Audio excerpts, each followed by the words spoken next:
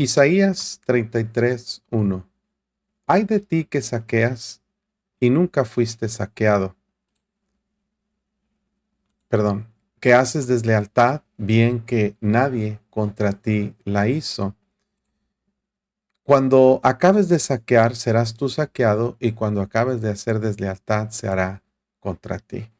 Este capítulo central del libro de Isaías es una continuación de la serie de profecías que Dios ha estado dando con relación a la invasión de los asirios contra la nación de Judá.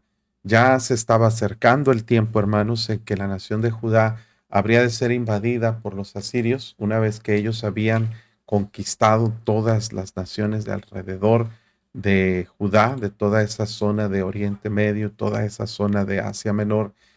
Ya la habían ellos conquistado y ya habían dominado tanto a los babilonios como a los sirios. La ciudad de Damasco la habían invadido. Israel, el reino del norte, ya lo habían llevado cautivo, a Moab, a lo que era la región de Edom, inclusive Tiro, que había sido también invadida por los asirios, Etiopía, Egipto. Ya solo quedaba prácticamente pocas naciones, entre ellas la nación de Judá.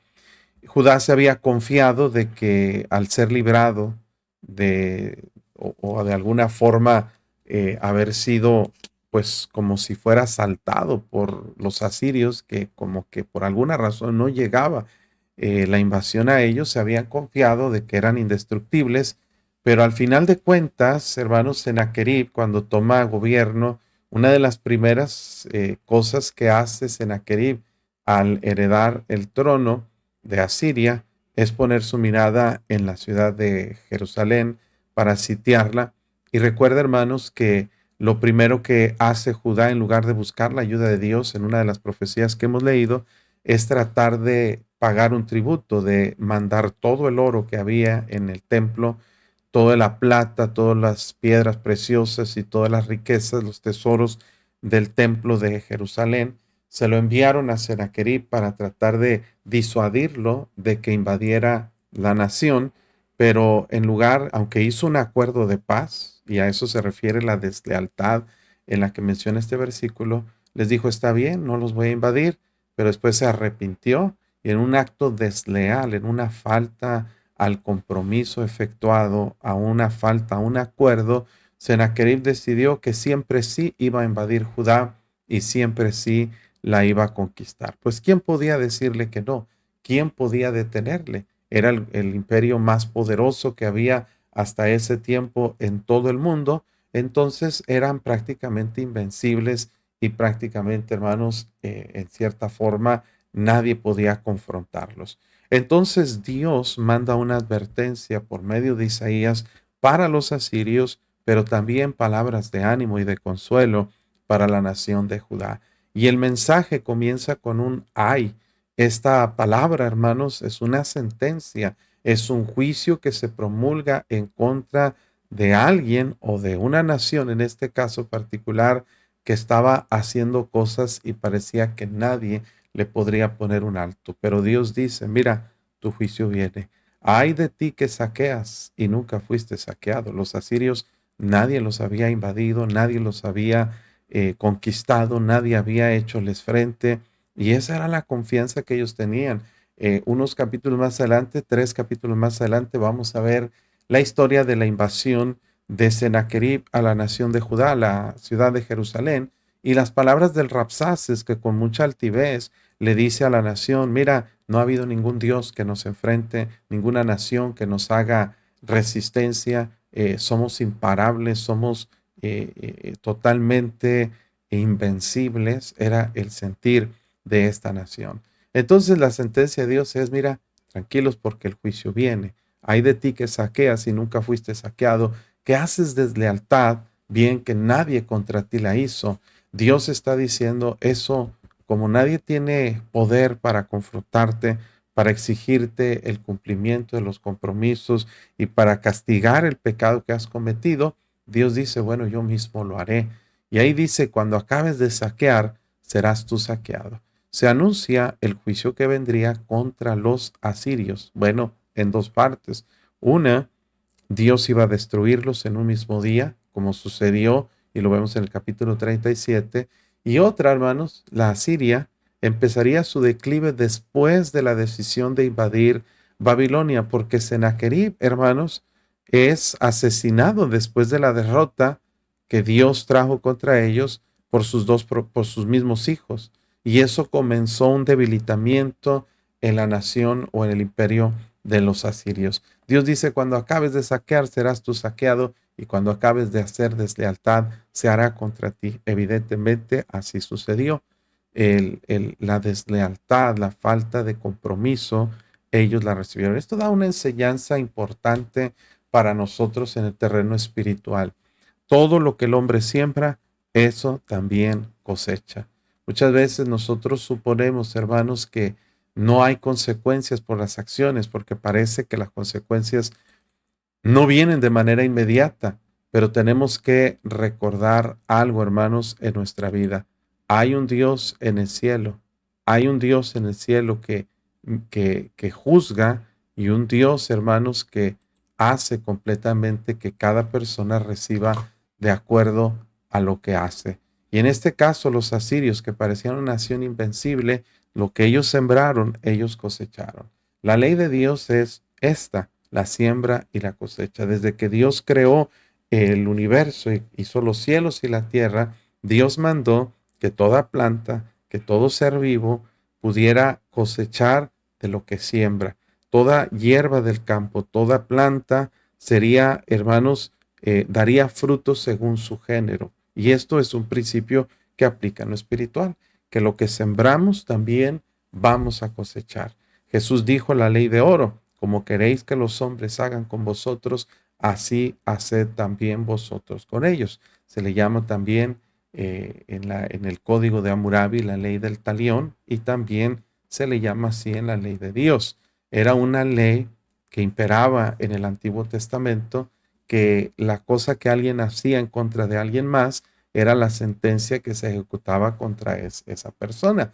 La famosa ley de ojo por ojo, diente por diente, mano por mano, pie por pie, se le conoció como la ley del talión, para enseñar que había una sentencia en base. Pero había gobiernos como los asirios que pensaban que podían hacer daño y no recibir a cambio una consecuencia. Y ahí es donde Dios decide intervenir de manera activa para traer juicio a las naciones que estaban actuando deslealmente y que estaban actuando con crueldad.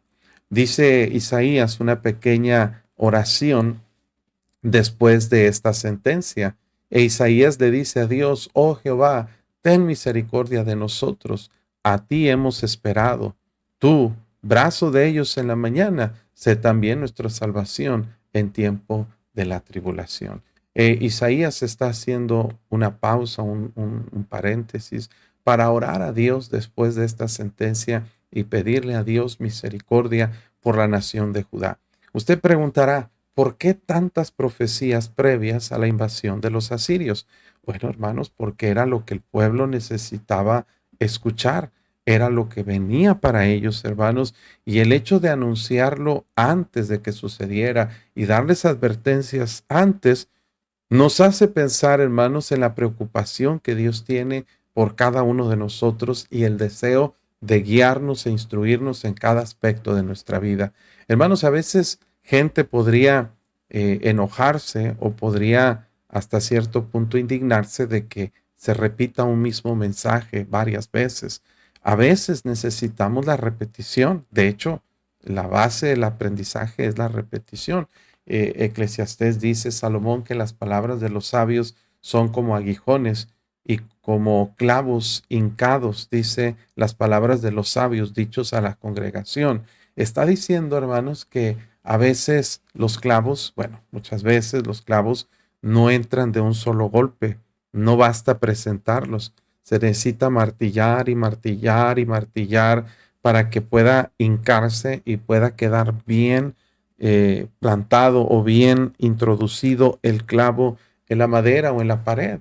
Y así, hermanos, necesitamos que se nos esté repitiendo y repitiendo las mismas cosas para poderles prestar atención, para grabarlas en nuestra mente, en nuestro corazón, y que de esa manera podamos ponerlas en práctica. Pero ¿qué sucede? Que el problema más grande del ser humano es la falta de memoria, porque aunque tenemos un cerebro asombroso y maravilloso, hermanos, se ha comprobado que en 5 días olvidamos más del 90% de lo que escuchamos. Y eso, pues, es un problema serio, porque escuchamos muchas cosas que se nos olvidan, que dejamos a un lado y que luego no hacemos y no actuamos en consecuencia de ello. Dios está advirtiendo constantemente, capítulo tras capítulo, previo a la invasión de los asirios, sobre este evento que ocurriría y la razón por la cual ocurriría y lo que debían hacer cuando esto viniera. Así es de que Isaías hace un paréntesis para escribir una oración y decirle a Dios, ten misericordia de nosotros, que sea ese brazo fuerte, que sea salvación en medio de la tribulación. Y efectivamente Dios responde. ¿Por qué? Porque claramente dice Isaías, los pueblos huyeron a la voz del estruendo, las naciones fueron esparcidas a levantarse tú, a levantarte tú. Mire lo que está diciendo, que no habría una necesidad de la intervención de un ejército, ni siquiera de Judá, ni siquiera de ninguna nación. No habían falta o no hacían falta alianzas políticas o diplomáticas con otras naciones, sino que dice la Biblia que la gente, los pueblos asirios, tendrían que huir al estruendo, a la voz de Dios, y serían esparcidas cuando Dios actuara. Y eso, hermanos, fue inminente. ¿Por qué? Porque cuando los asirios invadieron Judá, fue la intervención divina lo que causó que ellos huyeran y muchos de ellos, la gran mayoría, fueron muertos, fueron exterminados en una misma noche, 185,000 soldados por un solo ángel. Dice versículo 4, sus despojos serán recogidos como cuando recogen orugas y correrán sobre ellos, como de una a otra parte corren las langostas. La ilustración es muy gráfica que usa Isaías para describir la manera como los despojos de la nación, hermanos, de los asirios, serían totalmente recogidos, hermanos, con mucha facilidad, dice ellos, y hace una comparación aquí, como se recogen las orugas. Las orugas, hermanos, pues son las larvas, ¿verdad?, de animales que obviamente tienen una movilidad muy, muy limitada y por consecuencia son muy fáciles de recoger. El campamento de los asirios, hermanos, quedaría con despojos de todos los muertos y la gente podría salir a recoger todos esos despojos, como recoger orugas, como una colecta de animales que son una plaga. Y bueno, yo no entiendo para qué se quedarían las orugas, tal vez para consumo o tal vez simplemente para exterminación, pero habla de la facilidad con la que las orugas pueden ser recogidas, pues no huyen, no se van. Y luego dice cómo las langostas corren de un lugar a otro para arrasar básicamente con un campamento, o más bien con un campo de cultivo. Y Dios dice, así va a ser el despojo de los asirios. Van a ser recogidos con mucha facilidad y van a ser despojados. ¿Por qué? Porque dejaron todo olvidado. Y la razón, hermanos, de esto, versículo 5, dice que el propósito es que será exaltado Jehová, el cual mora en las alturas, llenó a Sión de juicio y de justicia. Hermanos, el propósito de la intervención de Dios no era tanto ayudar a la nación, aunque lo hizo con ese propósito, no era tanto impartir justicia, sino el propósito principal, y debe ser nuestro propósito, que Dios sea exaltado en las alturas, de que Dios sea exaltado como el Rey soberano, como el Rey de reyes y Señor de señores. Todo lo que el creyente hace, todo lo que cada persona debiera enfocarse es a la exaltación y adoración de ese Dios a quien nosotros servimos. Llenó a Sión de juicio, dice aquí, y de justicia. Algo, hermanos, que identifica la presencia de Dios en una nación es que en esa nación predomine el juicio, mishpat, que es el criterio aplicado de los principios de la palabra de Dios para la vida y la justicia, la práctica de una vida recta e íntegra de parte de Dios. Lo que Dios quiere para su nación, para su pueblo, es que la presencia de Él y el gobierno de Dios pueda propiciar y pueda producir justicia y juicio en su nación. Versículo 6, y reinarán en tus tiempos la sabiduría y la ciencia, y abundancia de salvación, el temor de Jehová será su tesoro. En una situación en la que Dios, hermanos, gobierna y Dios hace su presencia sobre un pueblo, sobre una nación, tiene que haber un predominio de reinar, dice, la sabiduría y la ciencia. Qué tremendo, hermanos, cuando una persona sabia, una persona inteligente y capaz gobierna, hermanos, las decisiones son adecuadas, la economía se arregla, funciona, la inseguridad termina. ¿Por qué? Porque es Dios imperando a través de una persona que pone en práctica la sabiduría, la ciencia, y luego dice abundancia de salvación. No cabe duda, hermanos, que las naciones que han trascendido más en la historia de la humanidad han sido naciones que han sido gobernadas por personas sabias, inteligentes, obviamente personas que tienen conocimiento de Dios, porque Jehová es el que da la sabiduría y la inteligencia cuando hay abundancia de salvación. Esto es, hermanos, que el Evangelio es predicado, que gente toma la importancia de la salvación de su alma y ponen a Dios en primer lugar y hay temor de Jehová como principal fuente de tesoro. Esa, hermanos, nación va a prosperar, va a crecer tanto financiera, política y socialmente. Usted observe en la historia de la humanidad las naciones que han llegado a tener más trascendencia en todos los aspectos. En algún momento, la mayoría, si no es que todas estas naciones, tuvieron una influencia grande del Evangelio, de la palabra de Dios y que fue la base de sus fundaciones. La última de ellas podríamos mencionar lo que fue Estados Unidos. Estados Unidos fue cimentado sobre la palabra de Dios, sus leyes escritas en base a principios bíblicos, personas que se declararon creyentes, ¿verdad? Hicieron decisiones correctas, sabias y llegó a ser una potencia mundial. Lo mismo pasó en su tiempo con Alemania, en su tiempo con Inglaterra, en su tiempo con Irlanda, con Escocia y muchas otras naciones donde predominó el Evangelio. ¿Y sabe qué, hermanos? Hubo prosperidad, hubo abundancia y tristemente se olvidaron de Dios y por consecuencia de que se olvidaron de Dios, pues hermanos, quedaron en la abundancia, pero tristemente, hermanos, hubo una decadencia moral en todas estas naciones. Pero ahí está la clave, hermanos, para tener éxito, la clave para tener una abundancia y un poderío en las naciones, que Dios esté presente, que haya principios de sabiduría, de ciencia, que haya salvación y temor de Jehová. Recuerde que el temor de Jehová es un respeto, una consideración a la presencia de Dios en la vida de cada uno de nosotros.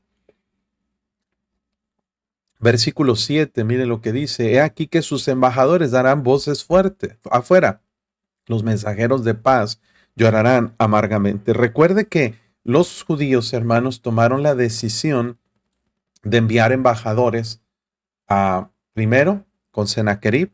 ¿Para qué, hermanos? Para que cesara la invasión.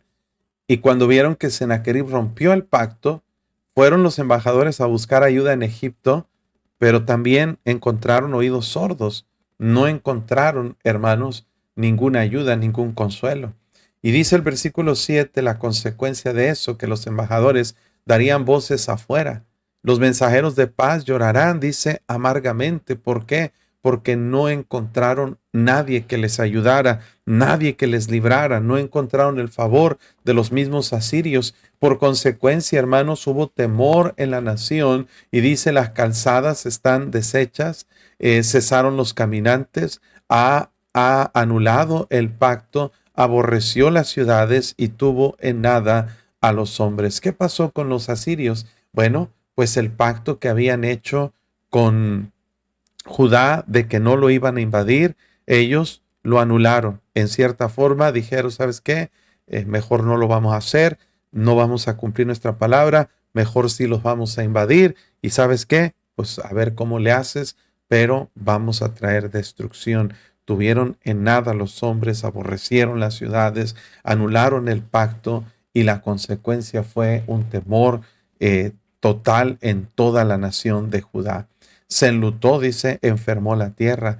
El Líbano se avergonzó y fue cortado. Sarón se ha vuelto como desierto. Basán y el Carmelo fueron sacudidos. 4 regiones, hermanos, muy prósperas que eran identificables como lo mejor de la zona, no justamente y exclusivamente de Judá, pero de toda esa zona, como lo era el Líbano, hermanos, un monte reconocido por sus grandes cedros y sus grandes árboles fuertes, hermanos, dice, pues ellos se avergonzaron y fue cortado, fue talado, probablemente en un sentido literal, acabaron con mucha de la madera para hacer armas, para pues herramientas de asedio y un montón de cosas. Sarón era un campo fértil, dice, se ha vuelto como desierto. Basán era un lugar donde era reconocido Sarón por sus flores y sus valles y sus lugares vastos de vegetación. Basán era un lugar para cría de ganados. Los ganados de Basán eran los más gordos y los más prominentes, pero el Carmelo también, un campo muy fértil, dice, fueron sacudidos. Lo que enorgullecía a la nación de Judá y sus alrededores había sido devastado por causa de toda esta situación del sitio de los asirios. Entonces, en un escenario trágico en el que la nación está en temor, en el que, hermanos, los asirios estaban siendo desleales, habían roto el pacto, habían tenido menosprecio a la vida de los hombres y a todo lo que había en la nación de Judá, cuando parecía que nadie los podía detener, que nadie les podía ayudar. Los mensajeros y los embajadores habían buscado la ayuda del mismo Sennacherib, pero no lo convencieron, la ayuda de los egipcios, la ayuda de los etíopes, y nadie les prestaba ayuda. Cuando todo parecía perdido, cuando todo parecía sin esperanza, ahí es donde Dios dice, ahora me levantaré, dice Jehová. Ahora seré exaltado y ahora seré engrandecido. Dios dice, es el tiempo de actuar. Es el tiempo de levantarme y de intervenir en este asunto. Normalmente, hermanos, Dios no interviene en todos los asuntos que suceden en el mundo. Dios tolera, Dios permite en su paciencia y misericordia, esperando que el mundo se arrepienta, porque cuando Dios actúa es para traer juicio, hermanos. Cuando Dios actúa es para actuar en consecuencia de las acciones del ser humano. Y ante tanta injusticia, ante tanta incertidumbre de su pueblo, Dios dice, bueno, llegó el momento, ahora me levantaré, dice Jehová, seré exaltado, ahora seré engrandecido. Me llega a la mente el versículo cuando Jesús dice, ha llegado la hora para que el Hijo del Hombre sea glorificado. Está diciendo, llegó el momento, llegó el tiempo. Mire, algo que podemos aprender de este versículo, Dios sabe cuándo actuar. Dios sabe cómo hacer las cosas, cuándo hacerlas, por qué hacerlas y cómo hacerlas. Dios, hermanos, no es alguien que está indiferente. Dios no es alguien ignorante a las situaciones que ocurren en nuestra vida. A veces pareciera ser que nuestros problemas se han prolongado. Pareciera ser que ya no hay esperanza, que ya no sabemos qué hacer en nuestra vida por alguna situación. Hermano, Dios nunca llega tarde. Confía en Dios, espera en Él, busca a Él y llegará el momento en que Él va a decir, llegó el momento. Ahora me levantaré, dice Jehová. Ahora seré exaltado y ahora seré engrandecido. Y ahora pronuncia sentencia en contra de los asirios. Concebiste hojarascas, dice rastrojo, daréis a luz. El soplo de vuestro fuego os consumirá. Ustedes que están tratando de arrasar y conquistar y sentirse dueños del mundo, dice, les ha llegado su hora y ahora se van a enfrentar con el juicio de Dios. Los pueblos serán como cal quemada, como espinos cortados serán quemados a fuego. Una ilustración muy poderosa que utiliza Dios para describir cuál será la condición en la que vendrá a quedar la nación de los asirios. Les dice, serán como cal quemada. Yo no sé si usted ha escuchado el término calcinado.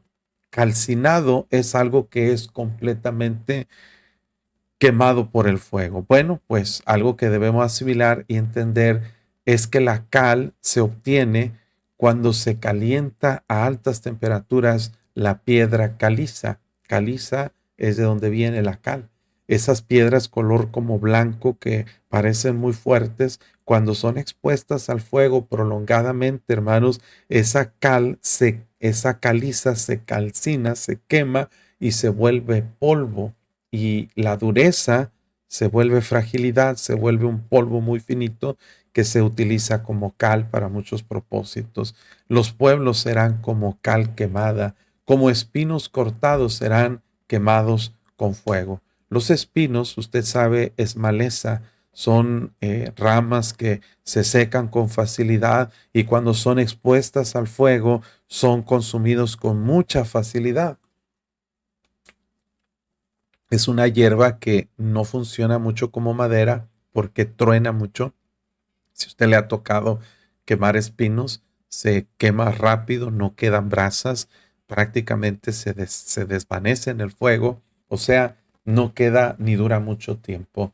Dios está usando esta analogía, esta metáfora, para describir el final que habrá a las naciones que se estaban enseñoreando de su pueblo y jactándose de ser demasiado importantes o poderosos.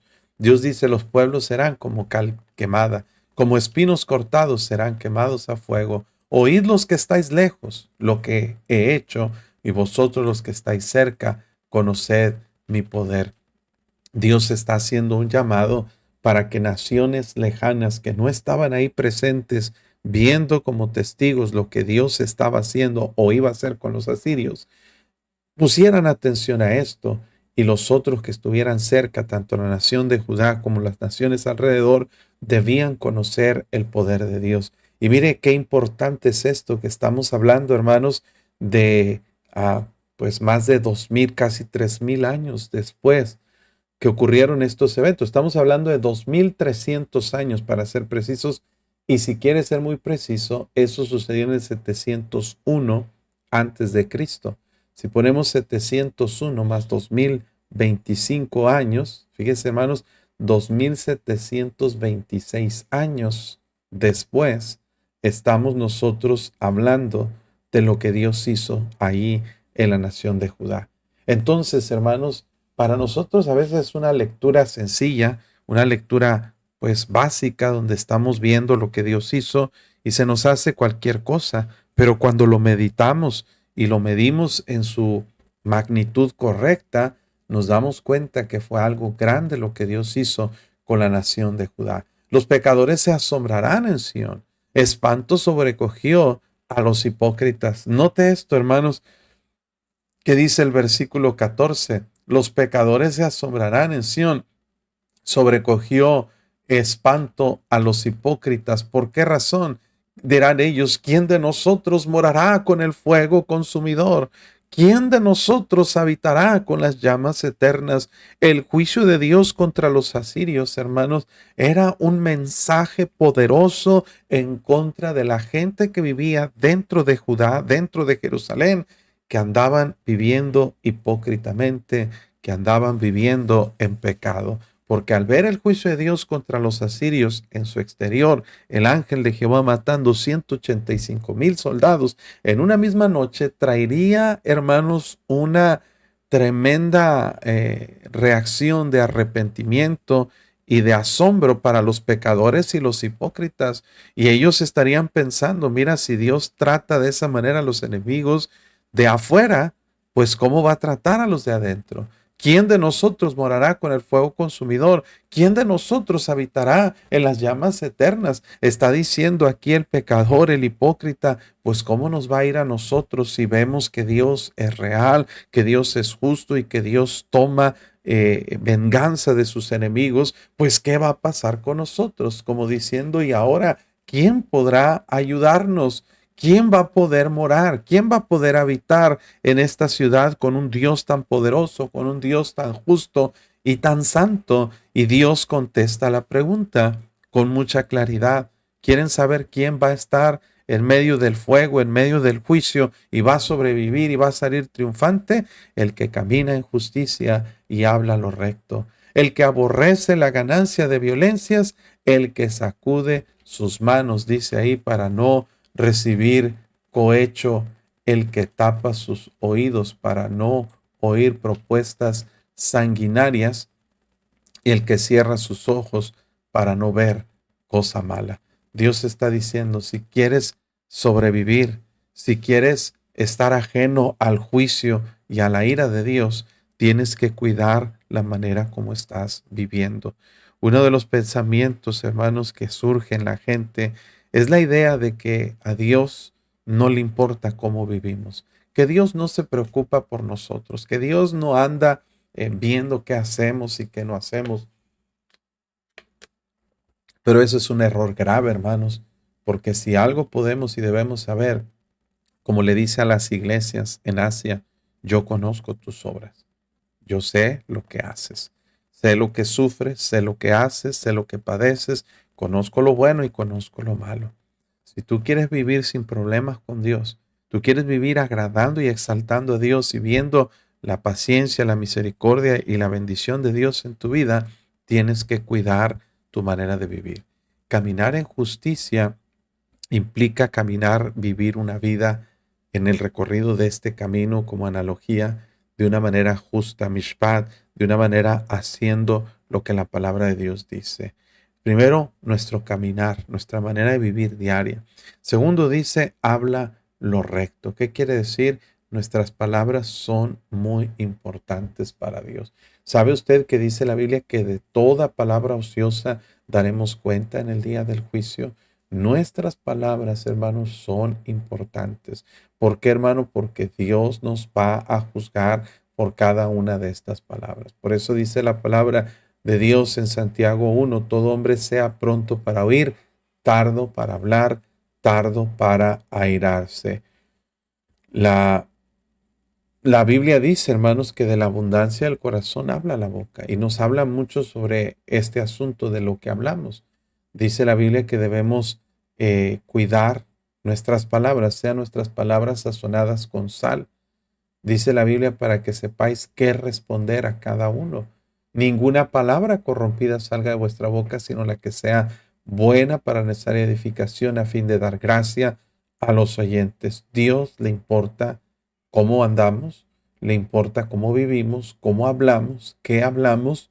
Y luego dice el que aborrece ganancia de violencias. Esto es, hermano, ganancias producidas con cosas sanguinarias, incorrectas, mal habidas, deshonestas, por robo, por cualquier tipo de cosas. Sacude sus manos para no recibir cohecho. El cohecho es soborno, que tapa sus oídos para no oír propuestas sanguinarias y cierra sus ojos para no ver cosas malas. Hermano, básicamente esto ah, abarca todas las áreas de nuestra vida. Lo que vemos, lo que oímos, lo que hablamos, lo que pensamos y lo que hacemos. Básicamente eso engloba toda nuestra vida. El creyente que quiere agradar a Dios debe cuidar lo que hace, debe cuidar lo que habla, debe cuidar también, hermanos, lo que piensa, lo que oye, lo que ve y lo que dice. Qué tremendo, hermanos, que eso pues es un proceso que nosotros debemos trabajar en nuestra vida para lograr esa santificación, vivir una vida como a Él le agrada. Y dice el versículo 16 la promesa para estas personas. Es que el que hace estas cosas habitará en las alturas, fortaleza de roca será su lugar de refugio, se le dará su pan y sus aguas serán seguras. En otras palabras, Dios está diciendo, los que hacen estas cosas viviendo en temor de Dios, confiando en Dios y tratando de agradar a Dios, Dios les va a recompensar de una manera clara, de una manera en que de manera activa, Dios va a actuar para ayudarles. Habitar en las alturas es tener éxito, plenitud en su vida. Fortaleza de roca será su lugar de refugio, un lugar estable. Se le dará su pan y sus aguas serán seguras. Note que Dios no nos promete riqueza y abundancia descomunales, pero nos ofrece lo necesario para vivir nuestra vida sin que nos falte nada. Me encanta que dice la palabra de Dios en el Salmo 36, cuando habla acerca del temor de Dios, que debemos nosotros entender, hermano, que eso es lo que Dios quiere. Mire aquí, hermanos, eh, Salmo 37 debe ser. Deleítate a sí mismo en Jehová, Él te concederá las peticiones de tu corazón.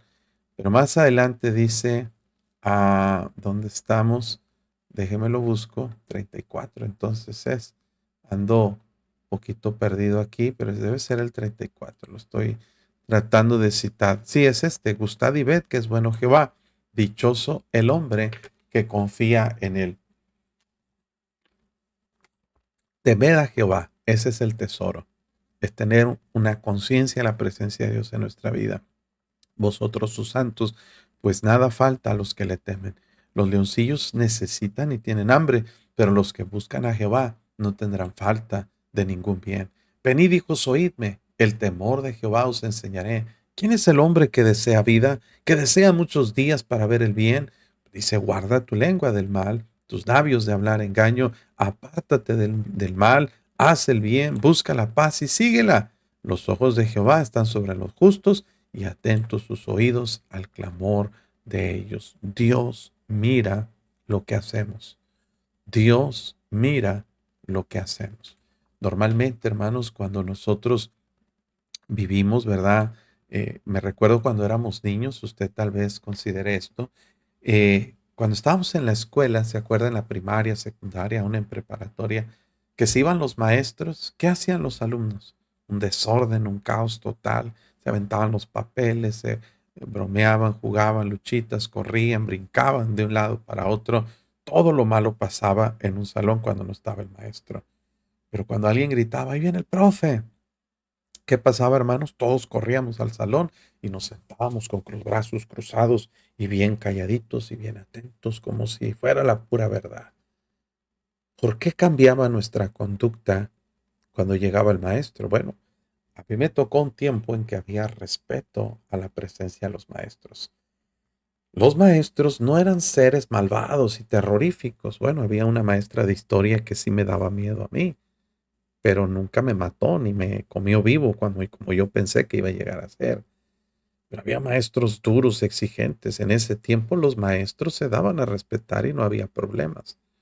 A mí me tocó esas generaciones de maestros que te jalaban las patillas, ¿verdad? De aquí a esta parte del cabello, que te estiraban la oreja, que te agarraban con la regla, con el metro y te daban con la mano así, ¿verdad? La mano así cerrada y te pegaban aquí fuerte oh, cómo dolía esos golpes o con el borrador del pizarrón.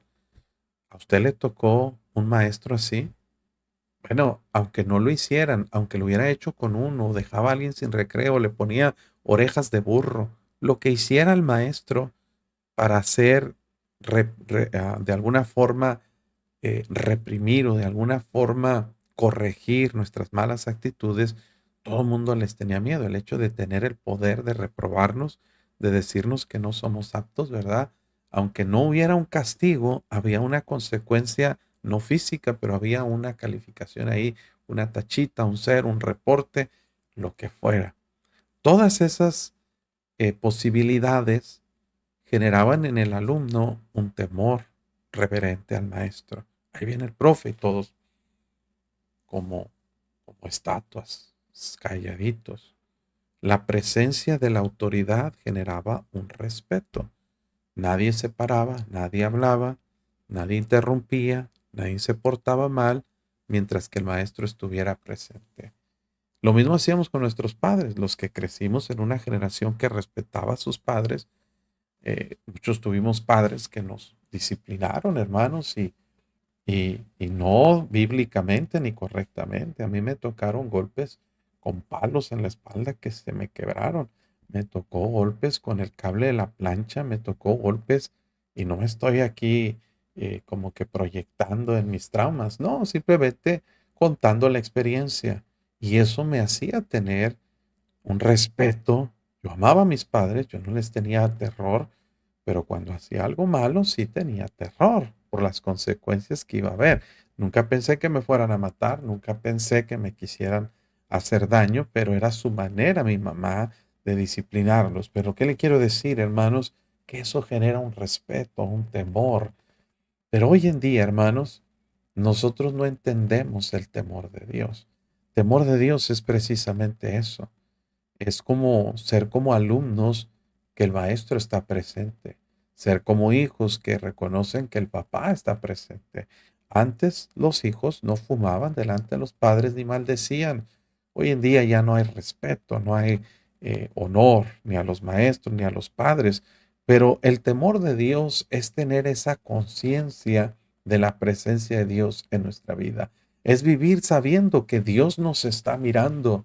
Por eso nosotros creyentes decidimos, por ejemplo, no emborracharnos, no drogarnos, no maldecir. Decidimos no vengarnos, decidimos no pelear, no andar de chismosos, decidimos abstenernos de muchas cosas que la gente piensa que se nos obliga a hacer porque somos hermanos. No, hombre, ya te metiste a la religión, te van a lavar el cerebro y te van a prohibir mil cosas. Eso es un error, es una equivocación. Ninguna religión debería tener la autoridad y el poder para decirnos qué hacer y qué no hacer. Pero la religión pura y sin mácula delante de Dios, nuestro Señor, es esta. Y lo dice claramente, visitar a la viuda y al huérfano en sus tribulaciones, una manera de vivir pensando en otros y ayudando al necesitado. Y luego dice, y apartarse del mal. Eso es básicamente.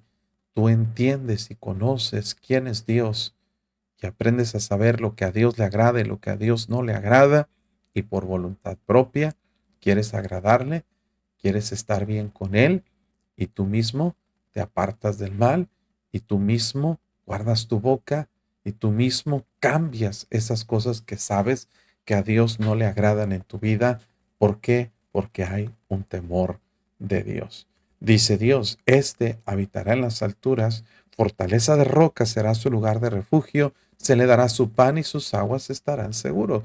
Y lo más hermoso, tus ojos verán al Rey en su hermosura. Y note que Rey está con mayúscula. No está hablando de Ezequías, está hablando del Rey de Reyes y Señor de Señores.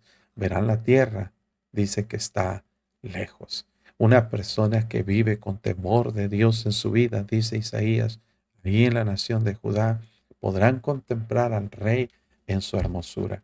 Hay un pasaje en Hebreo, seguid la paz y con todos y la santidad, sin la cual nadie verá al Señor. Esto no habla de salvación. No es que la salvación viene a consecuencia de vivir una vida santa. Eso no se refiere. Está diciendo que como consecuencia de vivir una vida aceptable y agradable al Señor, podemos contemplar, podemos ver a Dios obrando en nuestra vida de una manera activa. Ellos nunca vieron a Dios físicamente porque Dios no es un cuerpo, no es una persona física. Si Dios pudiera limitarse a un cuerpo físico, sería un ser muy limitado. No podría ser omnipresente, ni omnipotente, ni omnisciente. Pero Dios no está contenido a una figura, a una forma. Dios es espíritu y Él trasciende lo que es el tiempo y el espacio. Pero como Dios es omnipresente, omnisciente y omnipotente, podemos verlo activamente en nuestra vida cuando nosotros buscamos agradarle. Tú buscas agradar a Dios y Dios se va a mostrar a tu vida de una manera activa. Tu corazón imaginará el espanto y dirá, ¿qué es del escriba? ¿Qué del pesador del tributo? ¿Qué del que pone en lista las cosas más insignes? Fíjense, hermanos, está diciendo la consecuencia de vivir una vida aceptable ante los ojos de Dios. Dios está diciendo, tus ojos van a mirar, y luego dice ahí, estamos aquí en el versículo 18, tu corazón dice, imaginará el espanto y dirá, ¿dónde está el escriba?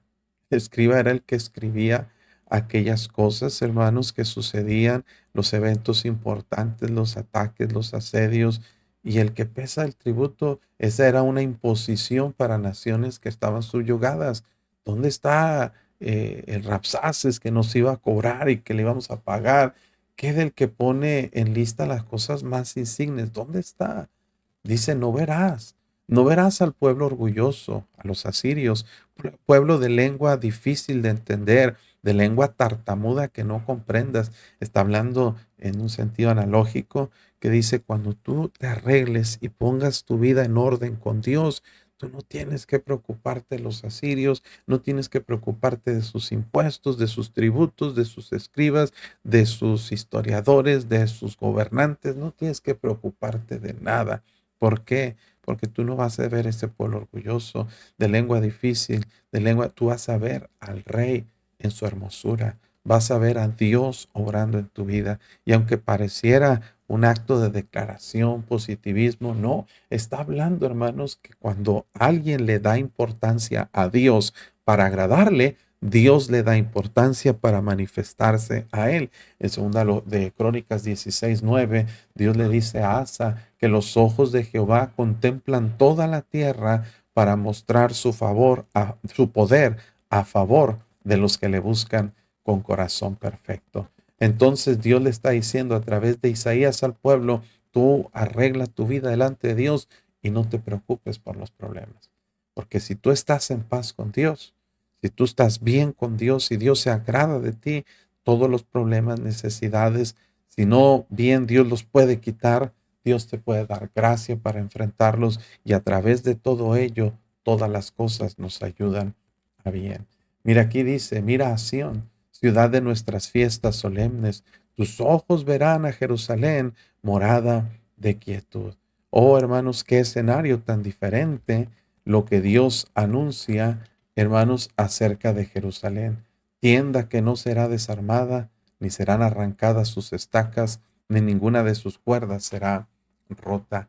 Dios está diciendo, cuando tú arreglas tu vida, como consecuencia, la ciudad de Jerusalén no va a ser una ciudad como las enemigas, que son como espinos, como cal quemada.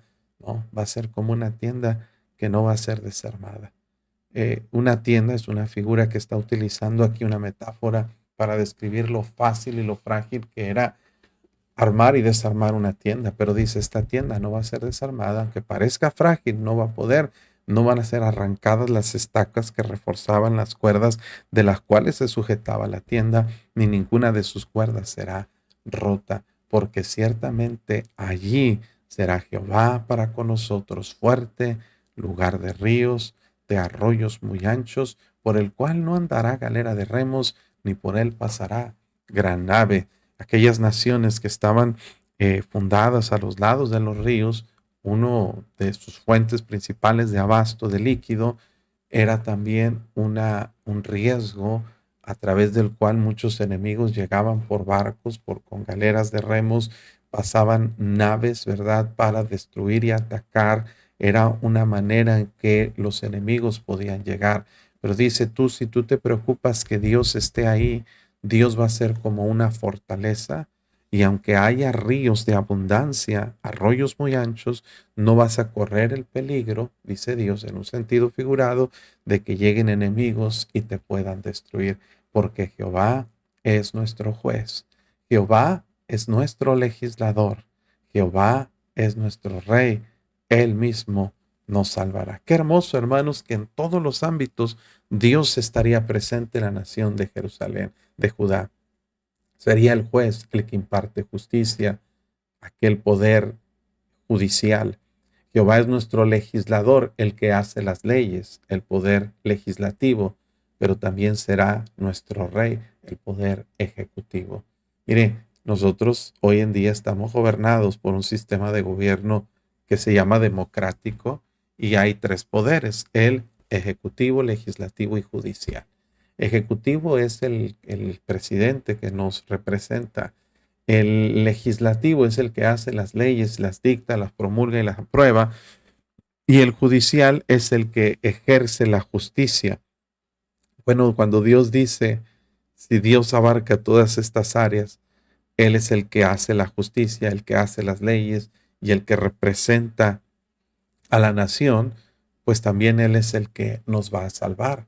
Él es, y mire, quien nos va a salvar no es un partido político, no es un presidente, no es una presidente, no es nadie, hermano, más que Dios tiene el poder y la sabiduría para hacerlo. Tus cuerdas, dice a los asirios, hace el cambio para hablar a los asirios. Tus cuerdas se aflojaron, no afirmaron su mástil, ni entesaron la vela. Se repartirá entonces el botín de muchos despojos, y dice aún los cojos, arrebatarán el botín. En el versículo 23.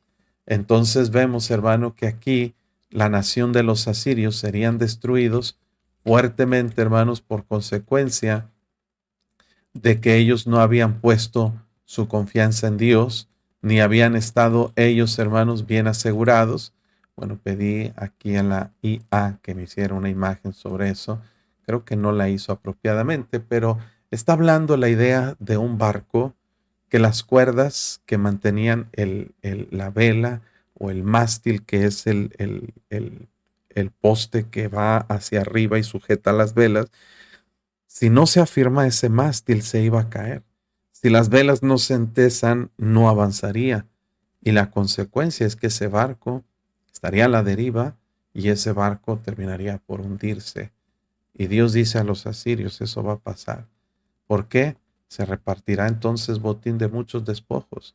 Y aún personas que batallan para caminar, dice, arrebatarán el botín. ¿Sabes por qué? Dice, no, no dirá el morador, estoy enfermo. Al pueblo que more en ella le será perdonada la iniquidad. Dios traería juicio contra los asirios y traería bendición a su pueblo siempre y cuando ellos estuvieran a cuenta con Dios. El pueblo que mora en ella, dice, será perdonada la iniquidad. La nación había fallado en poner su confianza en Egipto, poner su confianza en el dinero, poner su confianza en la suerte de que los asirios no habían llegado, pero cuando ellos entendían que todo vendría de Dios, Dios les perdonaría, Dios les salvaría, Dios les bendeciría y les daría grandes recompensas. Todo esto, hermanos, tiene aplicaciones espirituales muy prácticas para nosotros hoy en día, porque es muy fácil hoy en día, cuando enfrentamos situaciones difíciles en nuestra vida, poner nuestra confianza en el dinero, poner nuestra confianza en el trabajo, poner nuestra confianza en que viene el aguinaldo. No, hombre, con mi aguinaldo voy a salir de deudas y voy a comprar la cena y voy a comprar regalos. Y resulta, pues, que no te dan lo que esperabas, y resulta que el dinero, cuando menos acuerdas, se te acaba. Ponemos la confianza en un negocio, en un trabajo, en la salud, ponemos la confianza en alguna otra situación, hermanos, en la medicina o en muchas cosas, y no confiamos en Dios. Ahora, confiar en Dios implica también tener temor de Dios. Quiere decir buscar agradarle a Él con nuestra vida en todo lo que hacemos. Esto nos debe llevar a considerar que así como Dios trató con Judá, es la manera que Dios trata con nosotros y nos promete también perdón, ayuda y bendición. Bueno, pues hasta aquí vamos a llegar con la meditación de este capítulo 33, un poco extenso. Yo pensé que iba a ser muy breve, pero fue un poco extenso. Y bueno, pues espero que haya sido bendición de ayuda para usted. Tres cosas que les sigo pidiendo y me da gusto ver que empiezan a hacerlo. Número uno, darle like a la publicación. Abajo hay una manita para darle like en Facebook y en YouTube. Dele like. Por favor, no se vaya sin hacerlo. Número dos, escriba de dónde nos está escuchando. Me, me gozo fuertemente de ver lugares donde yo no sabía que nos escuchan, pero de verdad nos anima es saber eso. Y número 3, compártanlo para que alguien más lo pueda escuchar y pueda recibir bendición de la palabra de Dios. Agradecemos, hermanos, por esta oportunidad de compartir con ustedes la palabra de Dios y esperamos pronto vernos para avanzar a la segunda mitad del libro de Isaías, el capítulo 34.